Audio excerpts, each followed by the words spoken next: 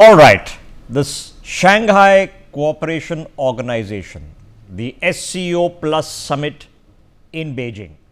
What's it all been about? Has it been about the SCO, which is the pretext and the nameology of the summit? Not necessarily. The SCO has a place in the multilateral fora of the world. But this is what it's not about. This is about China gathering together as many heads of government, heads of state as it can. Because the isolation it felt, and there was an isolation during COVID and slightly beyond, it has now made a statement. And the statement is, we are back on the diplomatic fold, our economy is held together, we are the world's second largest, and we have such domination on some critical global supply chains that we can even leverage them against the United States of America. The other statement that had to go out from the Chinese was, if there is chaos and confusion coming from Washington, we represent the voice of reason, the voice of stability, the voice of continuity, the voice of multilateral multipolarity. That's what they wanted to do. But the question for many of us is, what did India want to do? Why was India's Prime Minister Narendra Modi traveling to China, meeting with Xi Jinping for the first time in 7 years? Here's what has been established. Number one, India is not part of any blocs, any alliances. We are not wedded to some sort of ideological premise, other than we hope that the world emerges as a place of unified family, that this is not a time of war, it is a time of peace, and India's interests are in principle restricted to India's interests. What are those? Why was Prime Minister Modi in China? For the past 2 to 3 decades, the arc of history has been positing that there comes a gradual alignment of one of the world's greatest and oldest democracies and the world's largest, and I would argue also the greatest. And this arc of history has been abruptly, many would say rather rudely, interrupted. There has been a point of principle departure. Can a foreign power dictate to us what we can do, cannot do, who we can meet with, who we can borrow from, lend to, buy from, sell to? We've seen that before in our history with the British Raj. And I think we are all pretty certain that isn't going to repeat itself.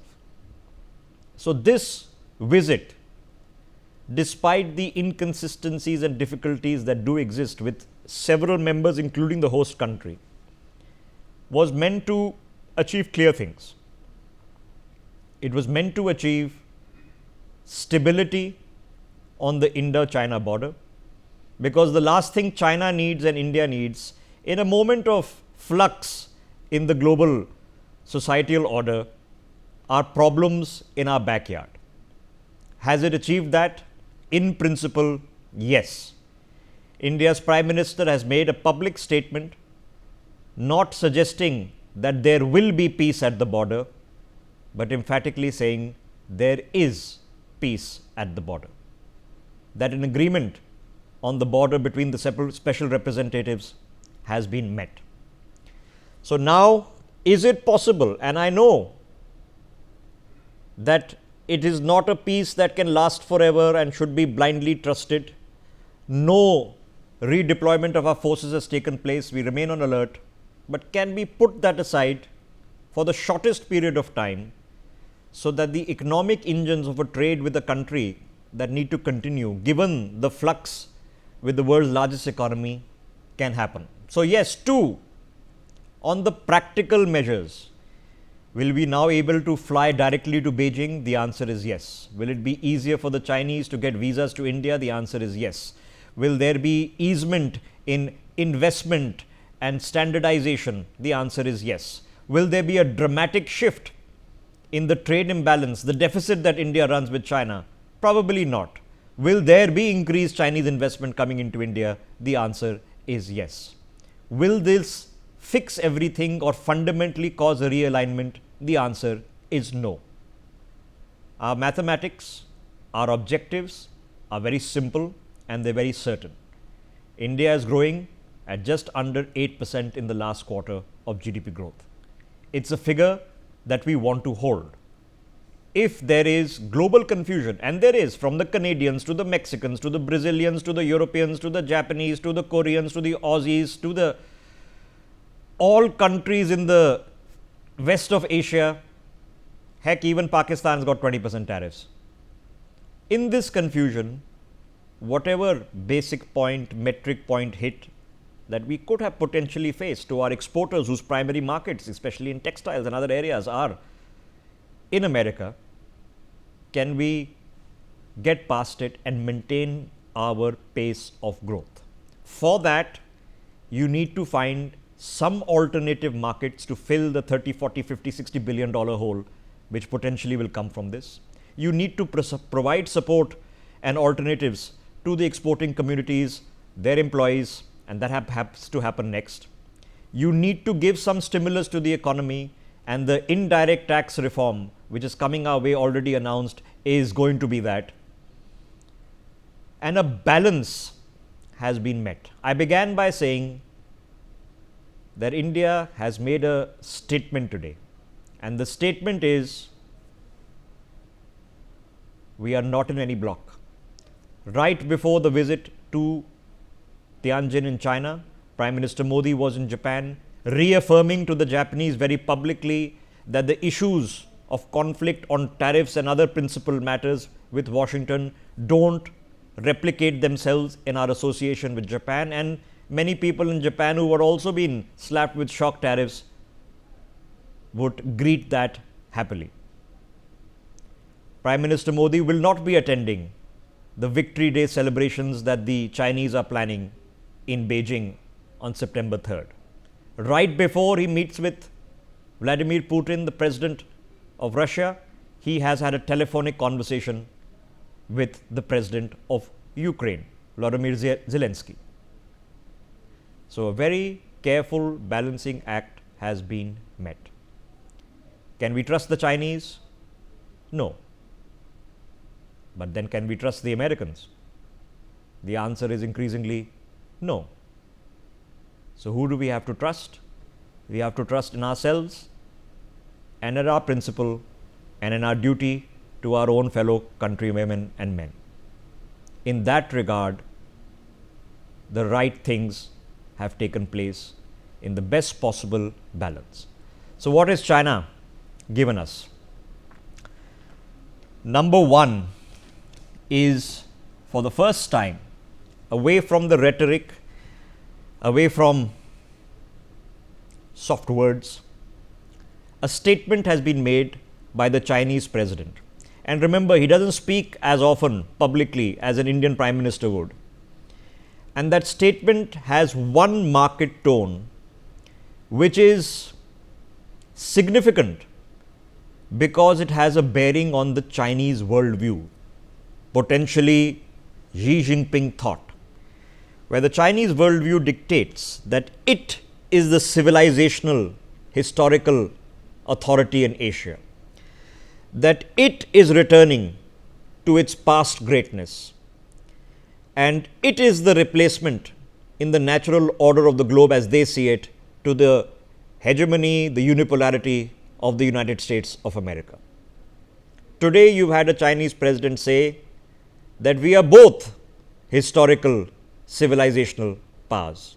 We both have a historical responsibility to our people, and we both need to work together. So should we pack our bags and leave the LSE and everything's hunky-dory? Absolutely not. But can we do business in the interim for both our sakes? The answer is yes. Above and beyond that, the Prime Minister has also met the new military leader of Myanmar, He's talked about free and fair elections in the country with him, amongst other matters. Myanmar is sensitive to India because a lot of our troubles in the northeast, the arms all get pushed in from Myanmar. Some would argue in the past with the direct Chinese behest. He's also met with President Muizu of the Maldives. The Indian-Maldive relationship was at a historic low not too long ago, but then, since then, President Muizu has travelled to India. He's changed his tone, he's calmed his rhetoric. Our cooperation is improving, even though it's not what it was 2 years ago.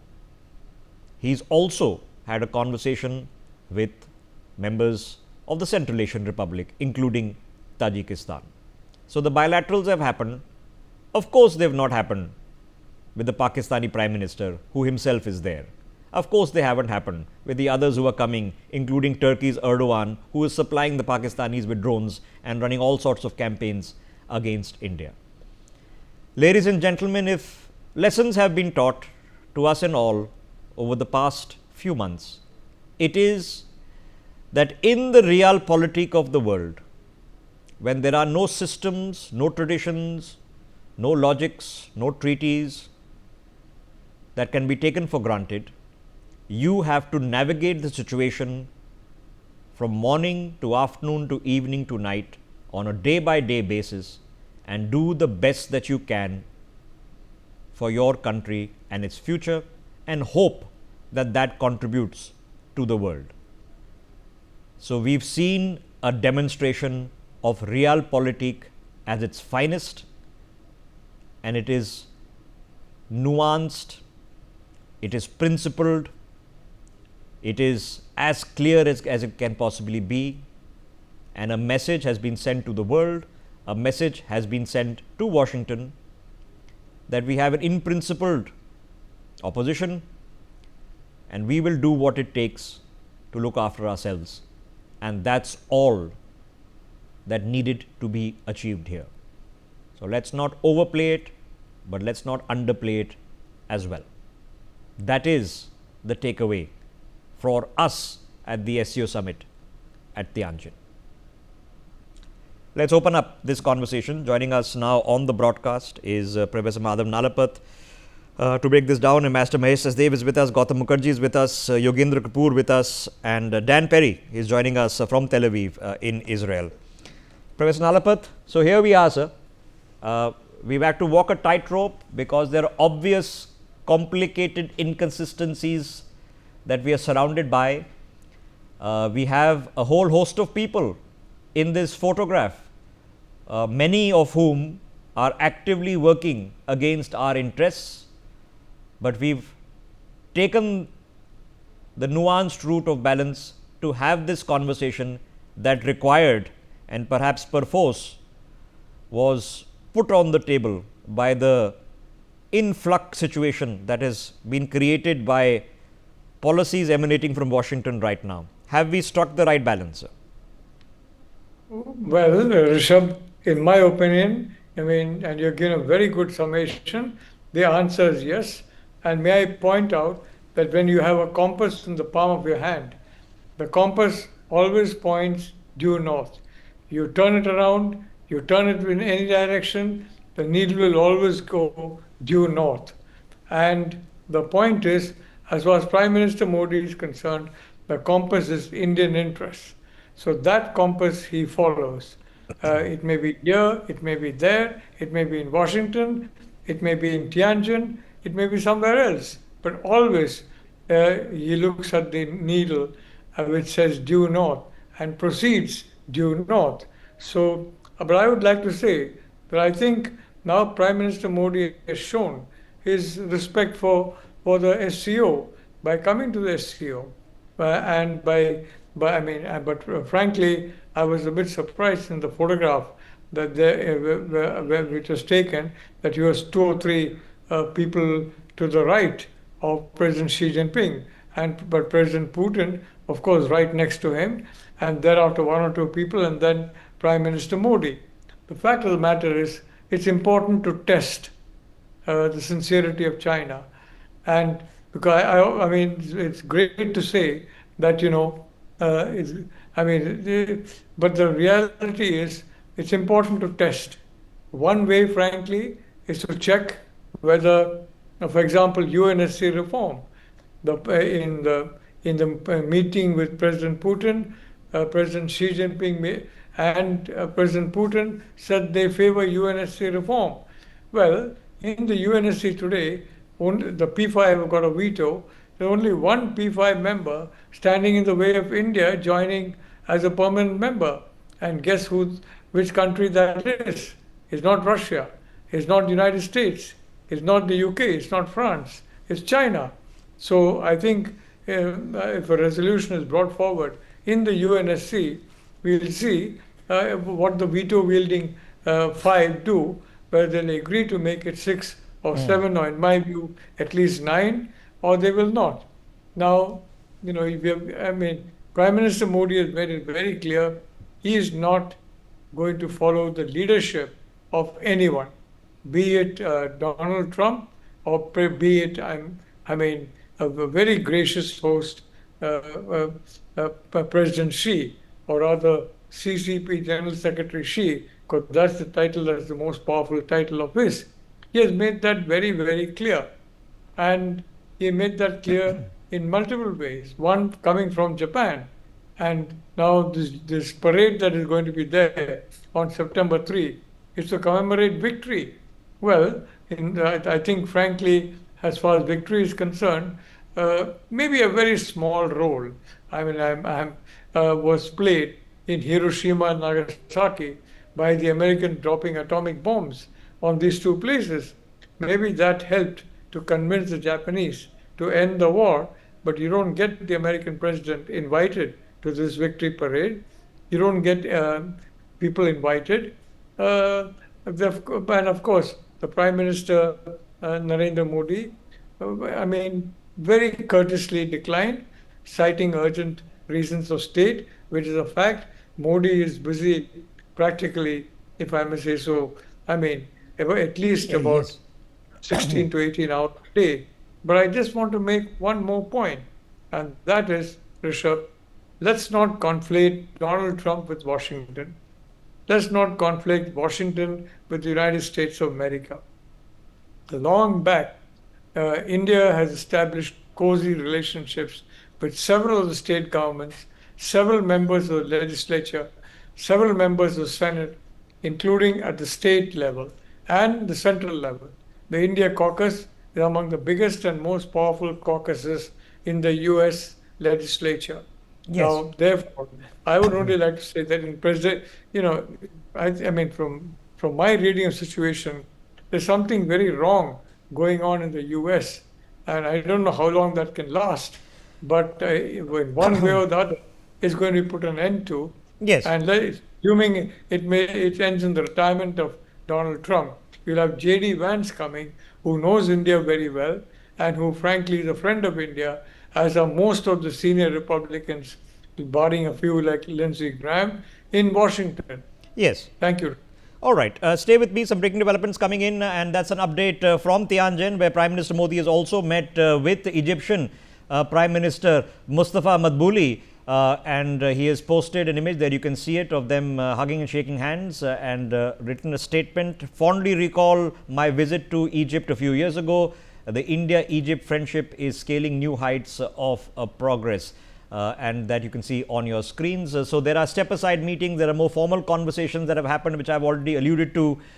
So this has happened, but as it happened under terms and conditions in what is a confusing situation in the globe right now, and the confusing situation to every one of us listening and watching is what the world represents. The only thing that has happened is that the curtain has been lifted by the brashness coming out of Washington.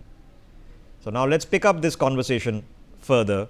Ambassador Mahesh Sachdev, in the complexity of day-to-day balancing of interests that is pushing India's case diplomatically and securing India's interests globally, we've seen a bit of a masterclass, sir, because you had a Prime Minister who has visited first Japan en route to China, which is an in-principle message to the Japanese that what our issues with Washington are not our issues with you.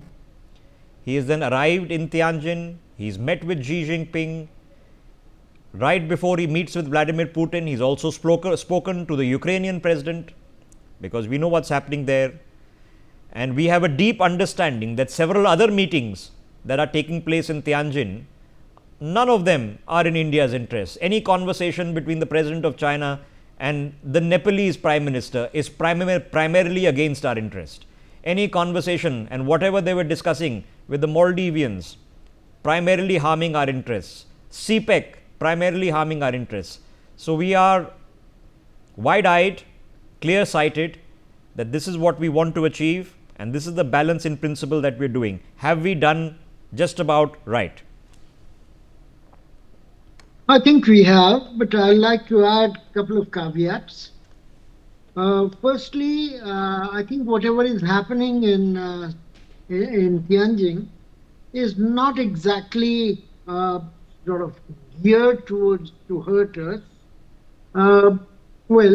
Chinese are free to meet all those neighbors of ours, but then the message from Chinese, I think, is beginning to be tempered by economic realities, by political dynamic in South Asia itself. They've seen that they promised so much to Maldives, to Sri Lanka, only to see them get back to India. And similarly, I mean, I've been to, my last assignment was High Commissioner to Nigeria. Much of Africa was gung-ho with BRI.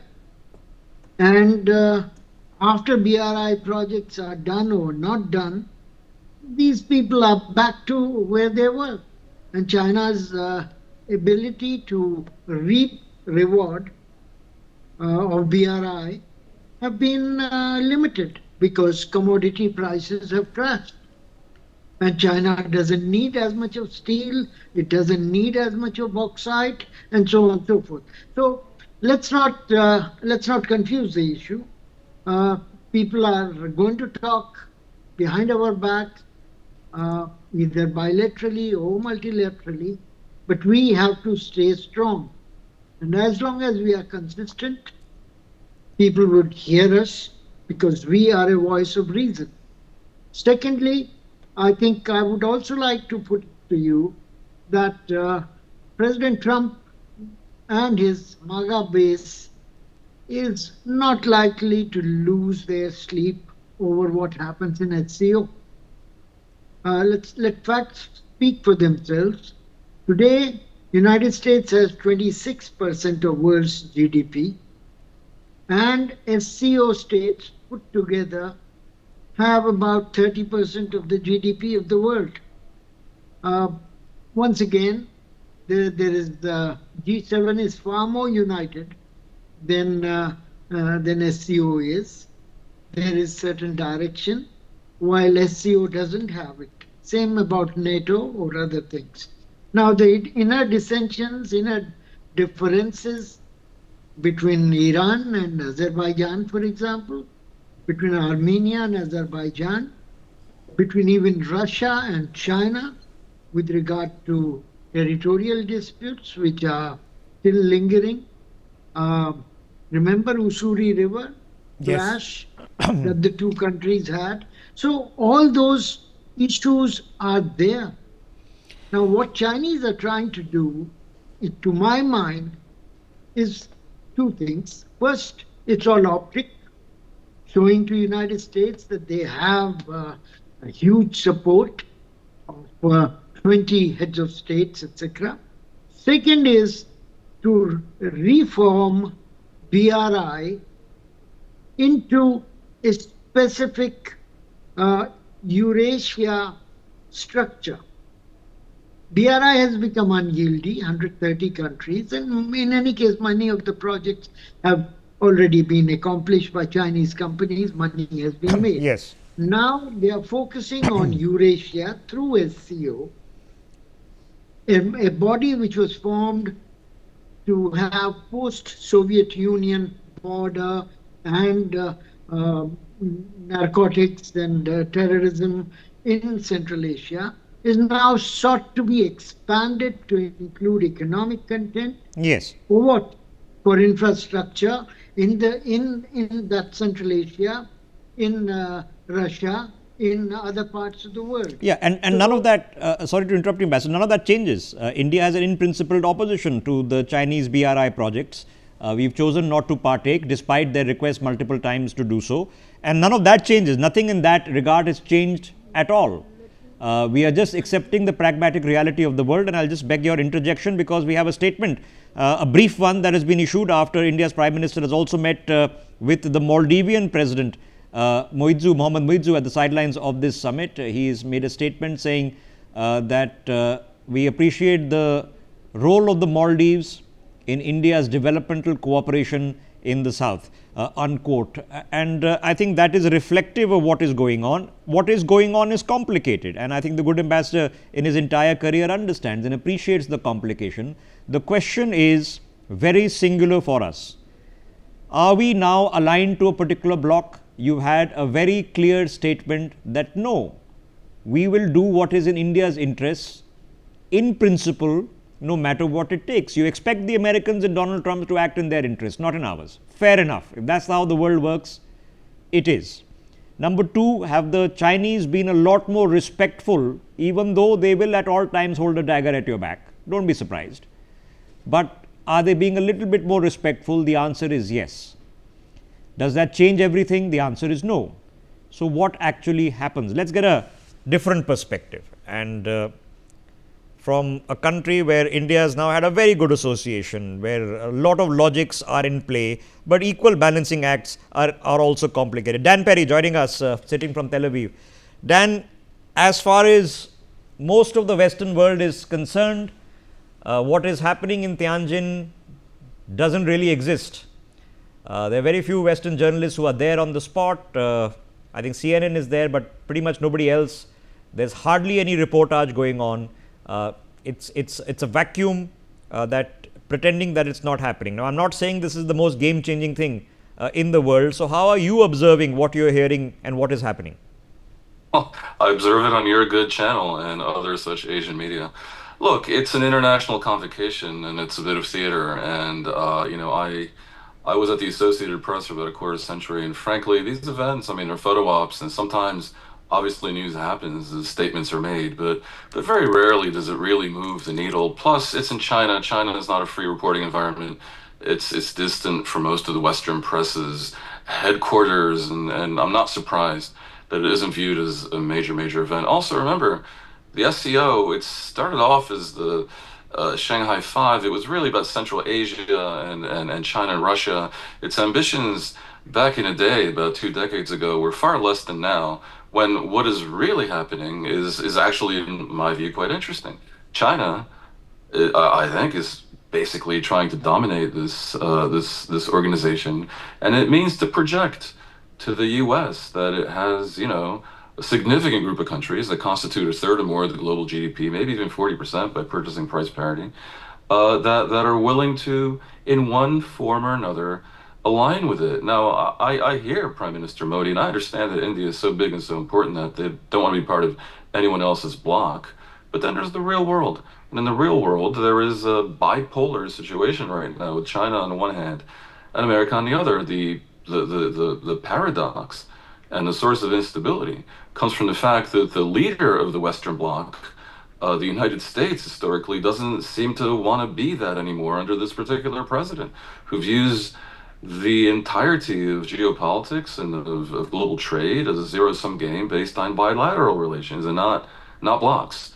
So that is why you have a tremendous vacuum with the Europeans in particular, very much distraught and confused about what to do and essentially waiting out Donald Trump, hoping for better by 2028. Whether that will come in the form of J.D. Vance or a Democrat or something else, we shall see. And I think everyone, including India, is somewhat biding their time and signaling to world markets and to Washington that there is a price to be paid for what you before called the brashness, I would frankly call the reckless absurdity coming out of Washington.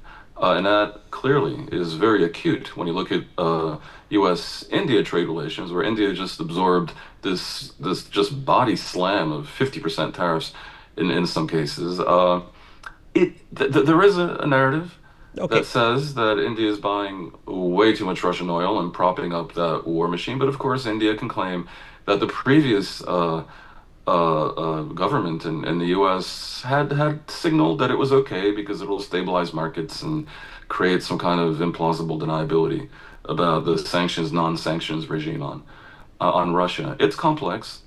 Yeah. I think India.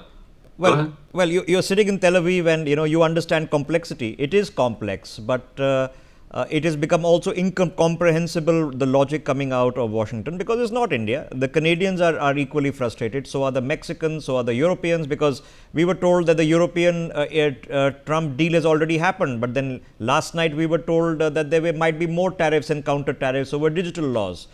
The Japanese are flummoxed, the Aussies are flummoxed.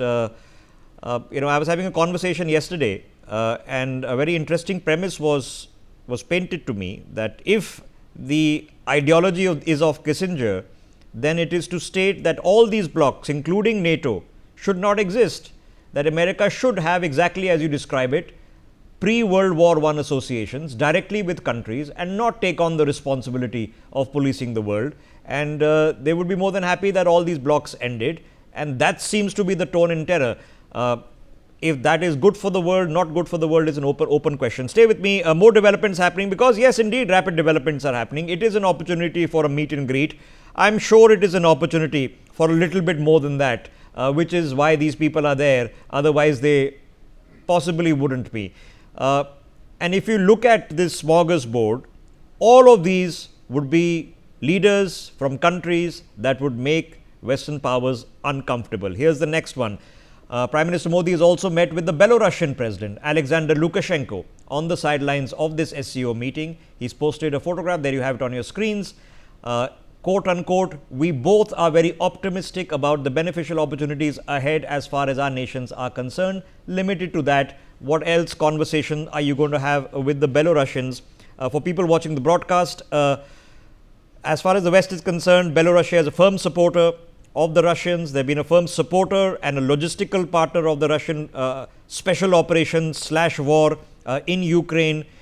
So they would not be happy with this. But then we don't know what's going on in Washington anymore, and that is difficult to comprehend. Let me get Gautam Mukherjee into this conversation. Gautam Mukherjee, now that we have had a chance to absorb this, the subtlety of it, the nuance of it, and the complexity of it, have we achieved what we needed to achieve, which is get on with economic life, send a reasonable message, but not overcommit ourselves with partners who might be equally as untrustworthy, or for sure might be as untrustworthy as the Americans are proving out to be?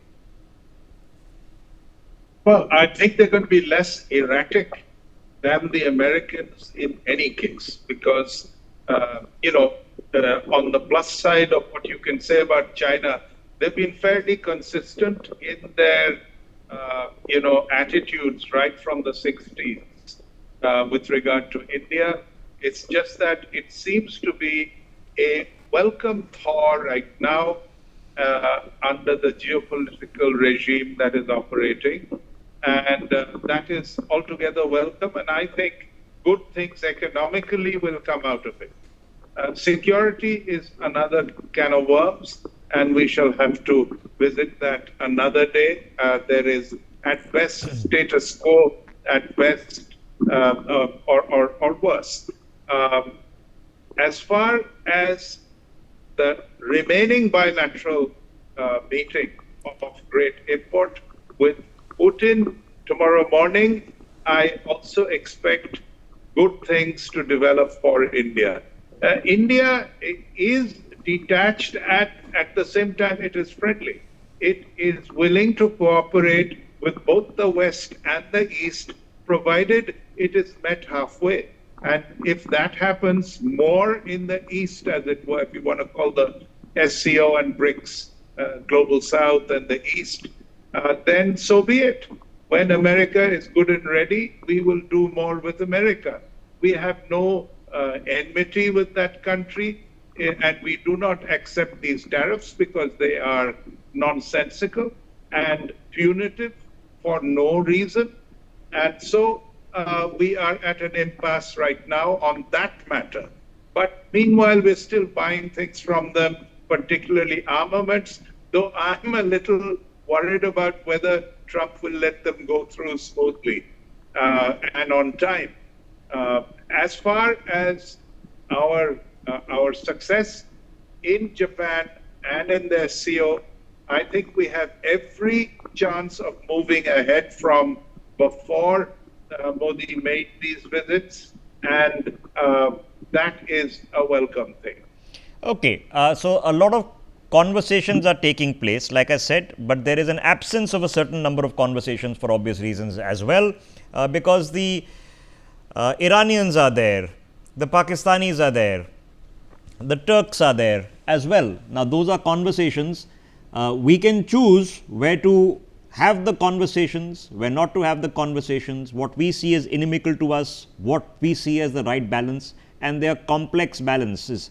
Let me get a quick word in from Yogendra Kapoor. Yogendra Kapoor, now let's talk on the pure economic sense. India's interest is safeguarding our GDP growth. We are clocking in at 7.8%. Okay, that's where we want to be. We want to be around that 8% mark and slightly higher. Now, part of that is about getting our own house in order. The indirect taxes cut in India, that will really help. Okay, that will do a lot of rationalization. Things are going to become cheaper. You're going to see a boost in the next couple of months. But we have to trade with the world. America is our primarily large market. It is the largest trade partner of almost all global countries, but so is China. The value is almost the same now. But we profit from the American trade, albeit very little, and we lose a lot from the Chinese trade. Now, to keep our economy flowing, in the hit that the tariffs are going to produce, they're going to produce a hit for everyone, every country, including the Americans. Is it possible to sort of ride through the storm without giving Trump whatever he wants? Absolutely. Rishabh, first of all, I would like to say that the conclusions that can be drawn in today's era is that every country will have to literally take care of its own interests. Second, we don't have permanent enemies or permanent friends in international relations and diplomacy.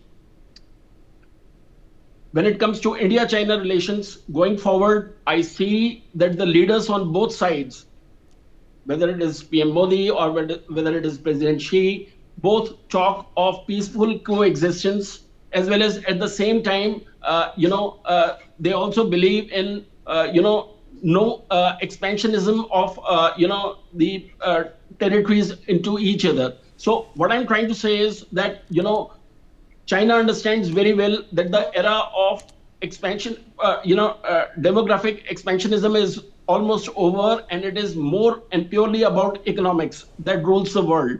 So I also believe that the more we trade with China going forward at the moment, we understand that yes, there is a trade deficit which is increasing in terms of trade. Our trade among both nations has literally doubled in the last 5 years. But at the same time, it's very important that, that this mechanism needs to work cohesively going forward. And so far as India is concerned, I think here I always see that there is an opportunity in every adverse situation.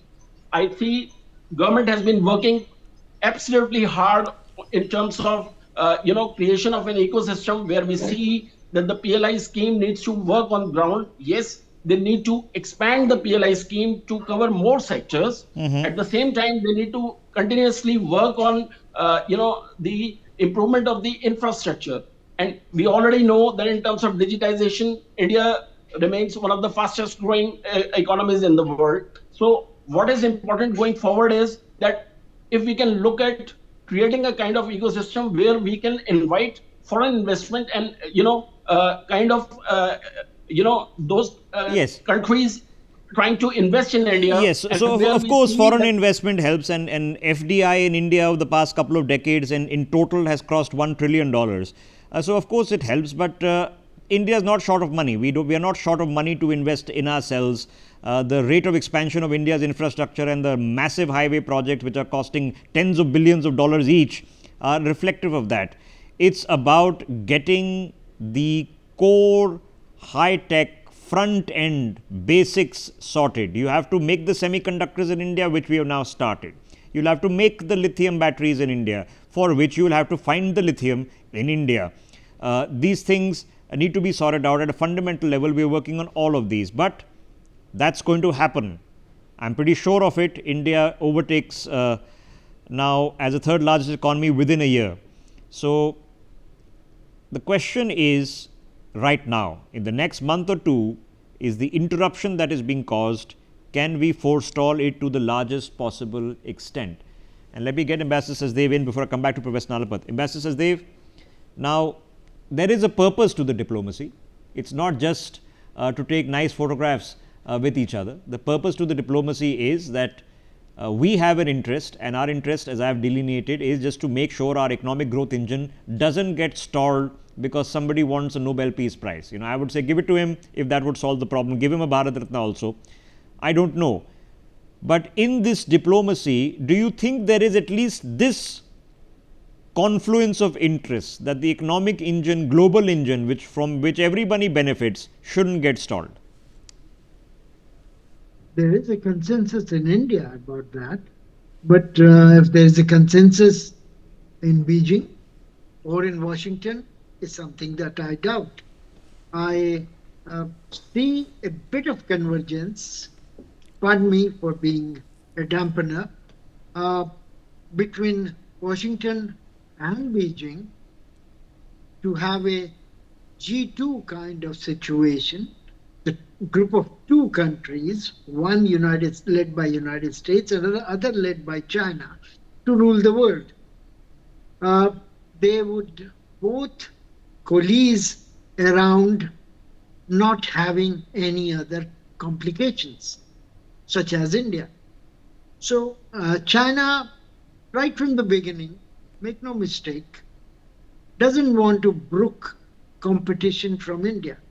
India is the only country in Asia that could compete with China. And Chinese have subtly or not so subtly made sure that this doesn't happen, from Foxconn engineers being returned, from rare earths being denied, APIs being curtailed, and monopolies being sort of created in India for marketing. 90% of some pharmaceutical APIs come from China, for example. Yes. And this situation has been artificially created. They would prop up Bangladesh, Pakistan, elsewhere to keep India busy, confined to South Asia. So the growth rate is fine if it gives China better access to Indian market, and God forbid, trade deficit mushrooms to $200 billion or more. Chinese would not bat an eyelid. Yes. They would simply and let's not kid ourselves, and I fundamentally disagree with what Yogendra Kapoor has just said, which is that the Chinese don't have any expansionist tendencies. They've seen the light of the day. I disagree. I think if you gave them a chance, they would happily take over large tracts of Arunachal and Bhutan and others. I think they have a full intention of at least attempting to reunite, as they say, Taiwan, which would be an invasion of a sovereign country.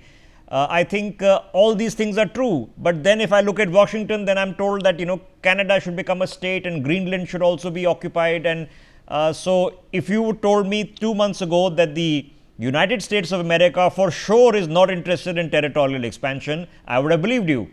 But now I'm being told it's all up for grabs. The world is up for grabs, and that's either a good thing or a bad thing. So let's get a perspective from Professor Nalapat. Professor Nalapat, in the end, we also have to agree that the established systems, as fixated in the period of 1944 to 1945, which is the Bretton Woods system, the Atlantic Charter, the UN system, all of them are outdated.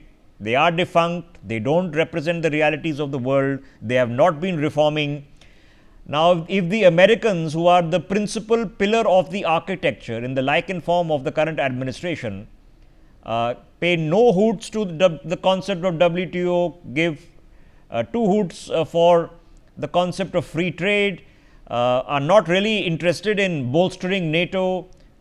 The Secretary General of the UN is actually sitting with Xi Jinping right now and having dinner. So, is it actually a contrarian argument that it is the right thing that these systems don't work? They need to be dismantled anyway, and that's not necessarily against our interests. Look, Rishabh, the fact of the matter is that yes, the system is being dismantled.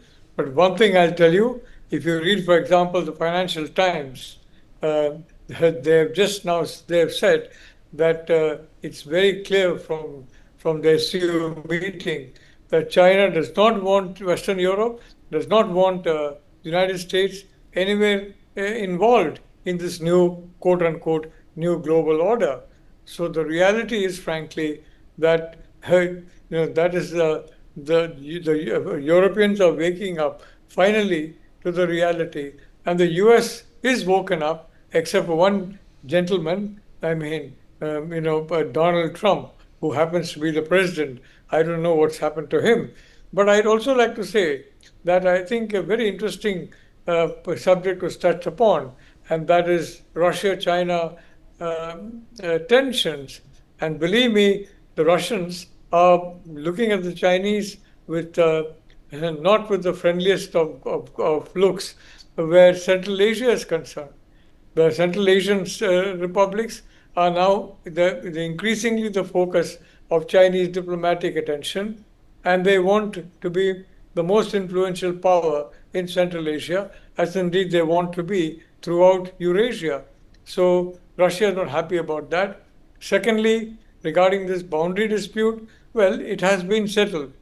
There's no question about it. It has been settled. But if you look at Chinese social media, occasional outbursts are there. Oh my gosh, we settled it. Now we have to ensure that because we are much stronger, we have to have a fair boundary, quote unquote. As far as Arunachal is concerned, they have not given up their claim. They have constantly reiterated their claim, including the latest maps.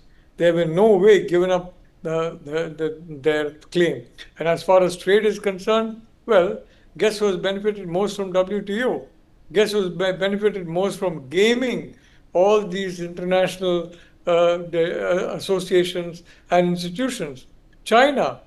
China has built up an immense surplus of multiple countries. As far as India is concerned, the surplus is 100 million.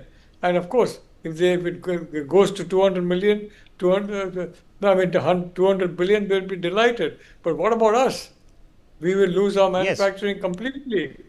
But today, Rishabh, finish your opportunity for India is to attract this kind of investment from China because of geopolitical reality. And that's one thing the Prime Minister is doing, changing the framework to ensure that investment. And may I make one last point? Yes, please, go ahead. The Prime Minister keeps stressing the word mutual. Mutual. That is anathema to Chinese. For them, nothing is mutual.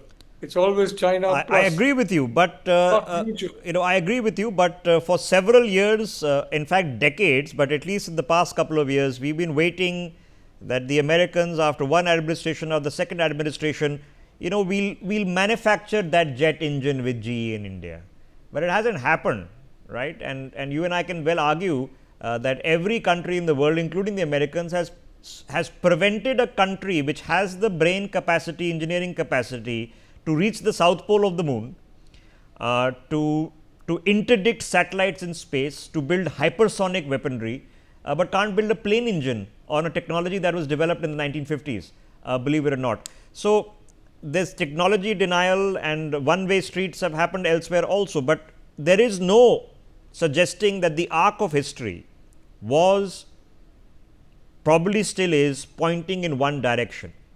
And that would say that if you were to pick the lesser of the two complications, it should have been the Americans up until a couple of months ago, which will go down in history as something strange. I'm hoping it's an anomaly, but I suspect it no longer is so. Donald Trump is doubling down. He intends to go to the Supreme Court and fight on the tariffs.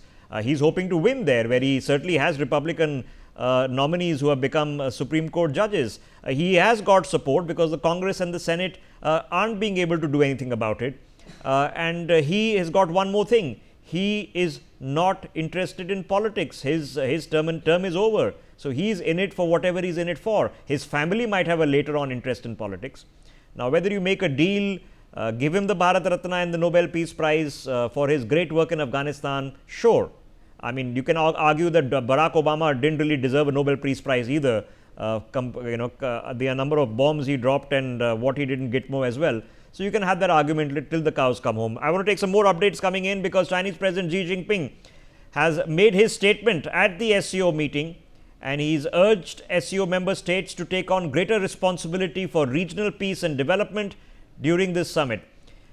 He's also come out and said that there needs to be consensus amongst all parties to stimulate momentum in cooperation. Now, you can argue that these are all statements, they mean nothing, and I would buy that argument. I've covered this for a long period of time as well, better part of 2 decades. So yes, it means nothing, but it also means everything. There's a reason they also make these statements, is because they're signaling to each other, testing the waters, and signaling to the rest of the world. So let me, with all the best perspective that we can put, let me get Dan back into this conversation. Dan, there are points of departure, okay, because I think all of us can understand and respect that in a world where countries have strengths and weaknesses, economic ones, there are going to be trade and tariff barriers, and that every country, including Donald Trump, has the right, has the self-interest to negotiate a better deal. India does have a lot of tariff barriers. So if it was just a conversation on tariffs, it was an understandable conversation. I don't think anybody could sit here and be upset or be angry about that. That it is what it is. But when we are being told this is Modi's war in Ukraine, when we have literally nothing to do with it, as nothing to do with it as possibly can get, we are also being told that the Pakistani army chief is a red carpet guest for dinner in the White House. It's difficult to digest, and I'll tell you why. I was in Tel Aviv right before the October attacks took place, and if anybody is from America watching this, if there are a bunch of people in a nice park, Central Park, or some nice natural reserve, okay, Yellowstone, and they're out on a picnic with their families, and the kids are running around, there are couples on honeymoon, and 2 guys show up with AK-47s, and they ask you your name, and when you answer, if you are Hindu, they shoot you in the head. If you lie to save your life, they ask you to quote from the Quran. If they're not convinced, they strip the men naked to check if they're circumcised and then shoot them in the head. And when the wives ask, "You've already killed my husband, why aren't you shooting me?" the answer is, "Go tell Donald Trump." Now, when that happens, the response should reasonably be, we will smoke them out and you're either with us or against us. That's a reasonable response. But we've just been told the reasonable response is to call the people who've been running this, from Osama bin Laden to Mohammed Atta and all the others, and have dinner with them and ask them to endorse you for a Nobel Peace Prize. It's an in-principled issue here in India. How do we get past that? Because the tariff conversation I can still digest.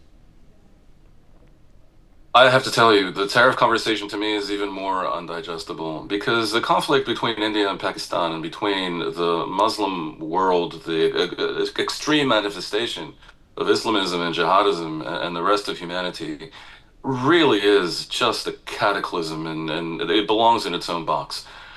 The tariff issue is plainly nonsensical. I understand trying to protect a particular industry that you consider to be a national imperative, that's reasonable. But other than that, every economist on the planet will tell you that blanket tariffs against countries are a bad idea. And in particular, someone should really tell Trump in a way that he understands, like, focus his mind and give him a cheeseburger and have him understand that the tariffs are paid generally by the US consumer. He seems to believe it's India that's going to pay the tariffs. It's beyond all belief. So look, you discussed the arc of history before. I think the arc of history can survive a blip. And frankly, as a person who understands that the Bretton Woods system that you before were suggesting is completely no longer relevant, the post-World War II order that America led has value and is not completely defunct. And you know, the G7, for example, was meant to be more than an economic a cooperation society, if even that. It reflected something political. And by the way, one of the things that needs reforming is that India, that is somewhere between the third and the fifth biggest economy on earth, depending on how you judge it, and that the third is where it's going, should be in a G7. Instead, we see India flirting with the Chinese bloc as a way of basically delivering a message to the U.S., and I understand that. But I think my own view is that within 3 years or so, this will be over because Trump's nonsensical tariff policies and his dismissal of NATO and his indifference to the rules-based global order that brought so much prosperity to the entire planet in the post-colonial era, including China and India, that is not shared by the U.S. population at large. The reasons why Trump squeaked into power twice now, once while losing the popular vote, are very specific to American politics and to the immigration fiasco on the southern border and to the never-ending circus over wokeness Okay, and a lot of so, but mistakes then I have that to ask Democrats you. made. I have to ask you. So, as a negotiating tactic, to be very aggressive in the get-go and and threaten all sorts of things, we've seen a dose of this before. So, and the Chinese have seen it. Everybody's seen it. So that's one thing. But this is no longer a tactic. This is it's almost become consistent policy. We are now several months into this. This is not something new that started and went over in a couple of months. He's going to fight it in the Supreme Court. In the US, he probably will win, which means that we are being told America can run primarily only on executive orders, and you can permanently bypass the Senate and Congress perpetually. Precedents for the Americans to worry about, but we are now nearing the end of the year here. September is here. And this doesn't seem like it's going away. And 3 years of this will do a lot of damage. There's no running away from that. Can I just reply for a second? Yes, please. I understand the skepticism about the Supreme Court because they really are looking like a bunch of lemmings who are prepared to say that the president has immunity in all things. But sometimes they can surprise. Even this Supreme Court, the U.S. president can only impose tariffs on the basis of a national emergency. And it is very difficult to see how any court, even one that is basically in the pocket of Trump, could possibly claim that there is a national emergency between the U.S. and every nation on earth, which were the recipients to one degree or another of the tariffs. It is so patently nonsensical, so spectacularly unpopular, and so clearly damaging to America's own economy, so obviously based on a complete misunderstanding of what tariffs are and what world trade is, that, you know what, I am not starry-eyed about the Supreme Court of the U.S. right now, but I have to think that there will be an intelligent discussion and a way will be found to ease off of most of the tariffs, except for the ones that can be justified on a basis of a true emergency or a true defensible need to protect a particular industry and so forth. And if not that, I don't know, maybe Modi can say something nice about Melania, and that might make the tariffs go away. And that almost sounds laughably petulant, but it isn't, because I was very keenly watching the head of Apple, Tim Cook, come to the White House, and this entire presentation happened about this very exclusive gift that he's gotten manufactured for the president. And generally, this is the least relevant conversation that takes place when you're meeting the head of an executive. You're talking business, you're talking about what needs to get done, and that's the premise of the conversation. So it's indicative that these things do matter. So let me put that question to Gautam Mukherjee. Gautam Mukherjee, why not? Because I can reasonably argue that Barack Obama was given the Nobel Peace Prize simply because he wasn't George Bush. There was a signal from the Nobel Committee that you are not George Bush, you deserve a Nobel Peace Prize. He didn't really do much for global peace and prosperity. He organized one nuclear disarmament summit which did nothing about nuclear disarmament. So why not give it to him? Why not let him have the golf courses and the Trump Towers and the Nobel Peace Prize, and let's get on with it? Well, apart from everything else, he has gone out of his way to annoy the Europeans, including Switzerland with his tariffs. So this would be a double capitulation. One was when all the heads of the EU came and ringed around Trump in his office at the Oval. And this would be Norway and Sweden agreeing to give it to a man who has done nothing but abuse them, and including NATO. There's been enough capitulation from Europe, and while a certain amount of it they might have felt is inevitable, this is gilding the lily, and I don't think they'll do it. Okay, but maybe intelligent conversations can happen, as Dan was putting, that it is in the good of the world to get this off our backs, and if it is in the good of the world, what's the harm? What's the harm in giving the Bharat Ratna to Donald Trump? What's the problem? Absurd, because the man, he destroys the value of the Bharat Ratna and the Nobel. He is completely out of order, and it is just that he's sitting in the Oval Office. And as long as he's got his power base intact, we have to put up with him. But we certainly don't have to fate and flounce him on top of that. Okay, let me get Ambassador Sachdev here. Ambassador Sachdev, 2.5 years is not everything in history. You've had a career of 4 decades, so you understand that. But in the context of present things, it can be damaging. It can leave bruises which I'm not saying the world won't recover from, it will recover from, but the economy is not a zero-sum game. The entire concept of capital markets and free trade is based on the logic that specialization in products is beneficial to all. It's a positive sum game, that you win and I win. It's not that I have to eat your profit. We can both profit together. That's how we are all functioning. So in this 2.5 years, damage can be done. Now, what do we see of the American internal systems pushing back against this? Because I just interviewed senior leadership of the American Jewish Committee on the news channel yesterday, and they are pushing back against it. So what is the pushback that we are actually seeing that is going to forestall this further? 2 points I would like to make. Firstly, Federal Reserve Chief was appointed by Trump, and right now Trump wants to fire him for not lowering interest rates. So America has a system which allows the incumbent of a particular position to do what he thinks fit for the country, and some of them actually do that. Secondly, if there is an economic emergency, there are rules under WTO to which the US is signatory. You can impose anti-dumping duties, anti-subsidy duties are there, safeguard duties are there. These have been resorted to by Americans in the past. But then Trump wants to take a wrecking ball and destroy everything, including the WTO. Now, coming back to United States internal situation, I would like to point out 2 things. One, the last GDP growth rate of last quarter's, second quarter of the year, is 3.3% in the United States.